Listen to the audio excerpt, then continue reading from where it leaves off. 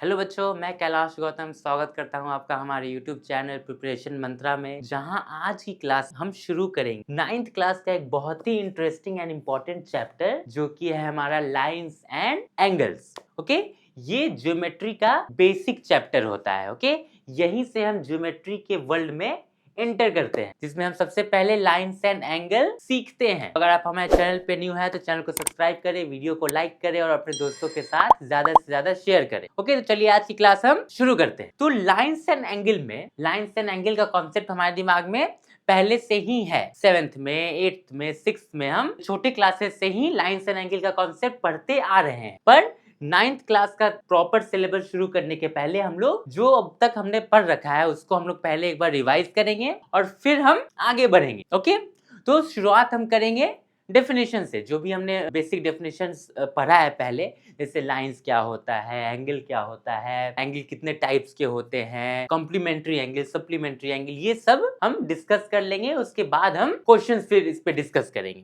Okay, तो शुरुआत करते हैं हम डेफिनेशन से, लाइन के डेफिनेशन से। तो लाइन को हम लोग कैसे डिफाइन करते हैं कि line is a straight one dimensional figure that x tends in opposite direction infinitely. Line जो है वो एक वन डायमेंशनल फिगर है जो कि अपोजिट डायरेक्शन में इनफाइनेटली एक्सटेंडेड है, उसका कोई एंड पॉइंट नहीं होता है। जैसे अगर हम इसे ड्रॉ करना चाहें तो हम इसे ड्रॉ कर सकते हैं इस तरीके से। हम लोग एक लाइन के दोनों तरफ ये एरो लगाते हैं। इस एरो का क्या मतलब है कि लाइन इधर भी इनफाइनेटली एक्सटेंडेड है और इधर भी इनफाइनेटली एक्सटेंडेड है, बस ये इतना ही दूर नहीं है। तो ऐसे शेप को हम लोग क्या बोलते हैं?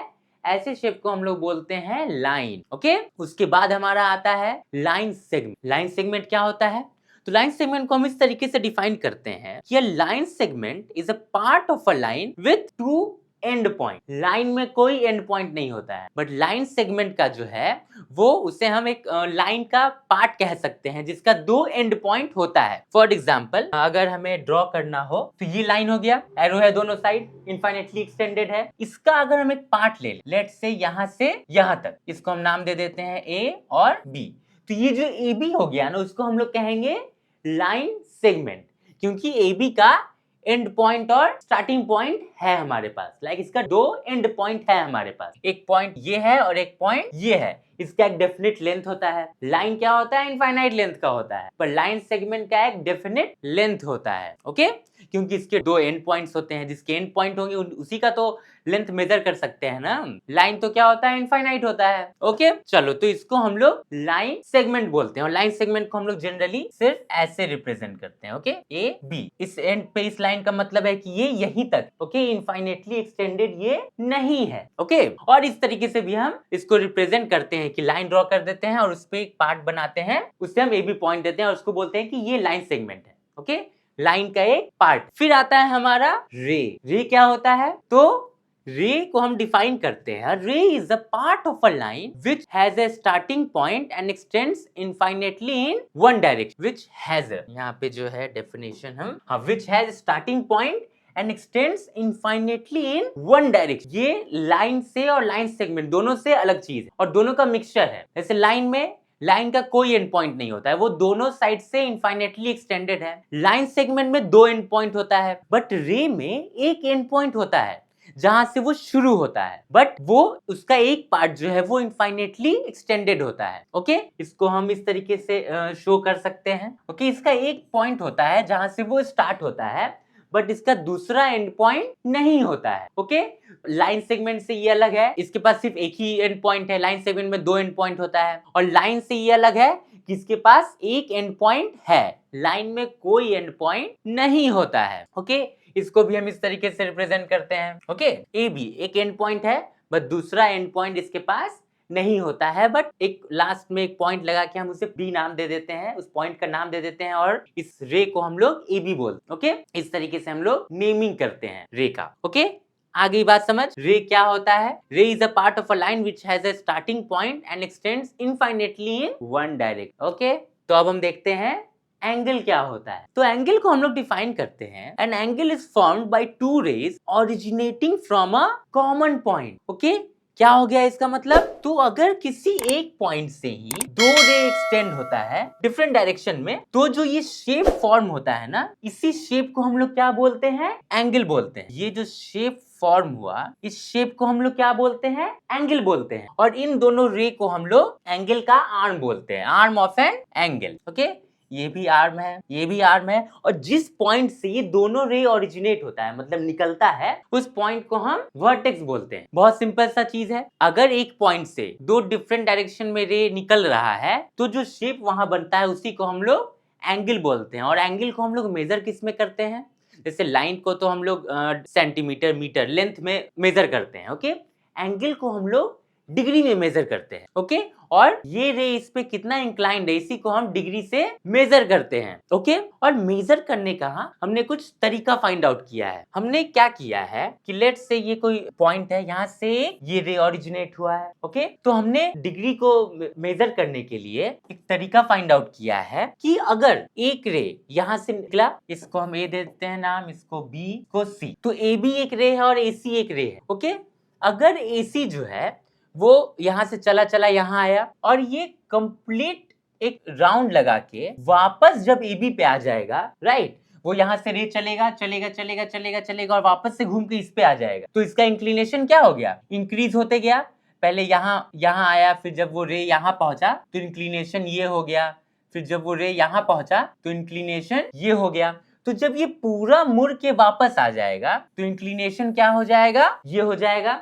अगर हम लोग यहां से मेजर करें तो इंक्लिनेशन 0 हो गया, बट अगर हम लोग इस डायरेक्शन में मेजर करें तो इंक्लिनेशन एक होर्स सर्कल हो गया। तो अगर ये होर्स सर्कल कंप्लीट कर लिया तो उसको हम लोग बोलते हैं कि उसने 360 का एंगल फॉर्म किया है। ओके, आई बात समझ? ये टोटल एंगल को हम लोग 360 बोलते हैं। दैट इज वाई इसको हम लोग कंप्लीट एंगल भी बोलते हैं 360 को। ओके, आ रही है बात समझ?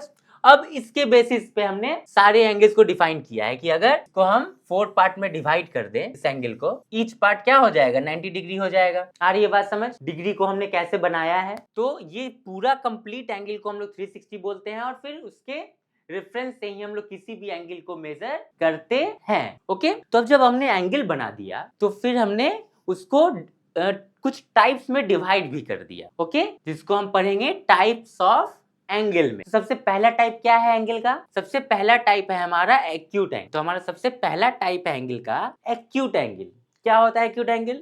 तो angle whose measure is more than 0 degree but less than 90 degree. अगर किसी एंगल का मेजर जो है वो 0 से ज्यादा है बट 90 से कम है तो उसको हम कहेंगे एक्यूट एंगल। फॉर एग्जाम्पल अगर 10 डिग्री है, 15 डिग्री है, 20, 25, 40 कुछ भी है तो उसको हम लोग कहेंगे एक्यूट एंगल। फिर आता है हमारा राइट एंगल। राइट एंगल क्या होता है? Angle whose measure is 90 degree. Angle का मेजर 90 डिग्री है तो उसको हम बोलेंगे कि ये राइट एंगल है। ओके, बेसिकली ये हमने सारे एंगल्स के टाइप को एक नाम दिया है। ओके, एक्यूट एंगल 0 से 90 के बीच में है तो उन सारे एंगल को हम लोग एक्यूट एंगल बोलेंगे।